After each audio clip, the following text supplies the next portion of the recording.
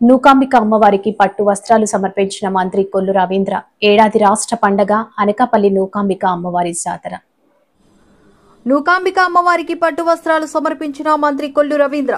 ఏడాది రాష్ట్ర పండుగ అనకాపల్లి నూకాంబిక అమ్మవారి జాతర.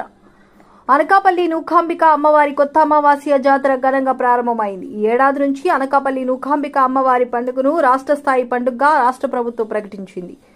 దీంతో రాష్ట్ర ప్రభుత్వం తరపున నూకాంబిక అమ్మవారికి అనకాపల్లి ఇన్ఛార్జ్ మంత్రి కొల్లు రవీంద్ర, అనకాపల్లి ఎంపీ సీఎం రమేష్, స్థానిక ఎమ్మెల్యే కొలదల రామకృష్ణ తదితరులు పట్టు వస్త్రాలు సమర్పించారు. వీరికి దేవాదాయ శాఖ అధికారులు పూర్ణకుంభంతో స్వాగతం పలికారు. ఈ సందర్భంగా మంత్రి కొల్లు రవీంద్ర మాట్లాడుతూ 10 కోట్ల రూపాయలతో నూకాంబిక ఆలయ నిర్మాణ పనులు జరుగుతున్నాయన్నారు. టెంపుల్ టూరిజం పేరుతో రాష్ట్రంలోని అన్ని దేవాలయాలను అభివృద్ధి చేయడానికి ప్రభుత్వం నిర్ణయించిందన్నారు.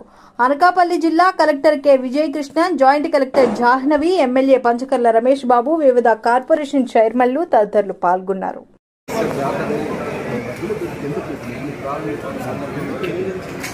రాష్ట్ర ప్రభుత్వం తరఫున అమ్మవారికి ఇది రాష్ట్ర పండుగ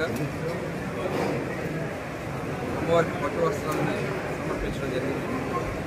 పెద్దలు స్థానిక శాసనసభ్యులు పంచకర్ల రామకృష్ణ గారి దృష్టిలో, అలాగే పెద్దలు పార్లమెంట్ సభ్యులు సీఎం రమేష్ గారి దృష్టిలో మొదటిసారిగా రాష్ట్ర ప్రభుత్వం తరఫున అఫీషియల్గా ఈ ప్రోగ్రామ్ని అనౌన్స్ చేయడం, అలాగే తొలిసారిగా అమ్మవారికి బట్టలు సమర్పించే అవకాశం రావడం చాలా అదృష్టంగా భావిస్తూ, మరి ఈరోజు నూకాంబిక అమ్మవారు అంటే ఉత్తరాంధ్రలో ఉన్నటువంటి ప్రతి ఒక్కరూ కూడా రోజులతో సంబంధం లేకుండా వచ్చి అమ్మవారికి ఇక్కడ సేవించుకుంటూ ఉంటారు.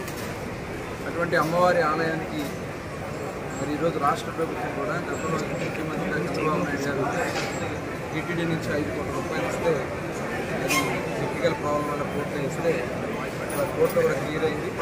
వడ్డీతో కలిపి 6.5 కోట్ల రూపాయలు, అదేవిధంగా శ్రీవాణి నుంచి మరొక 1.5 కోట్ల మొత్తం కలిపి దాదాపు 8 కోట్లు, మొత్తం 10 కోట్లతో ఇవాళ దేవాలయం నూతనంగా నిర్మాణం జరుగుతూ ఉంది.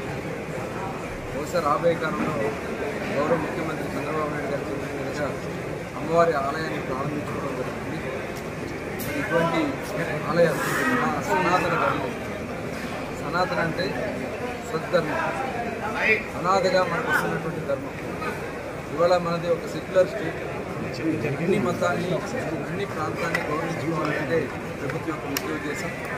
దానిలో భాగంగానే ఈరోజు మన ముస్లిం దేవతల్ని అలాగే క్రిస్టియన్స్ కూడా గౌరవించడం ముందుకెళ్ళడం ప్రభుత్వం యొక్క విధానం. దానిలో భాగంగా అమ్మవారి జాతరలు చేయడం ద్వారా ఆ ప్రాంతాల యొక్క, ఎందుకంటే అనకాపల్లి ప్రాంతంలో మరి అమ్మవారి ఆలయం ఒక దివ్యక్షేత్రంగా, అలాగే ఒక పూజలుగా ఎన్నో అవకాశాలు ఉన్నాయి. ఆ ఉద్దేశంలో వాళ్ళ ప్రభుత్వం కూడా ప్రధానమైనటువంటి దేవాలయాన్ని బాధ్యతగా తీసుకుంటూ భవిష్యత్తులో టూరిజంను కూడా పెద్ద ఎత్తున పెంచుకోవడానికి టెంపుల్ టూరిజం కూడా ప్రభుత్వం తరఫున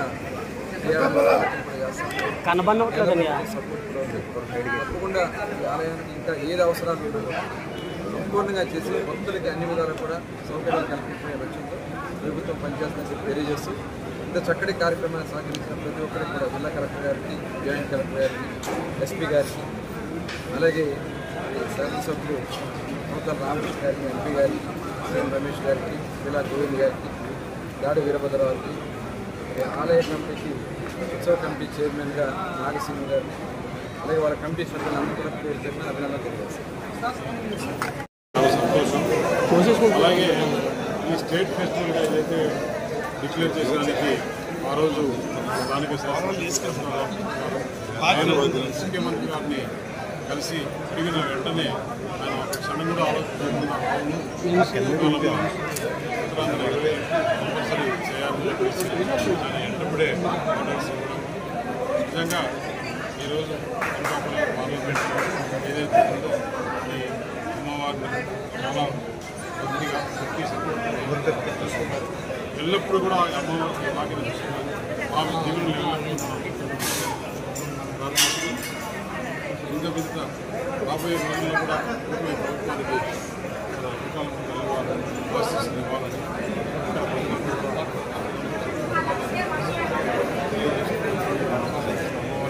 ఇక్కడ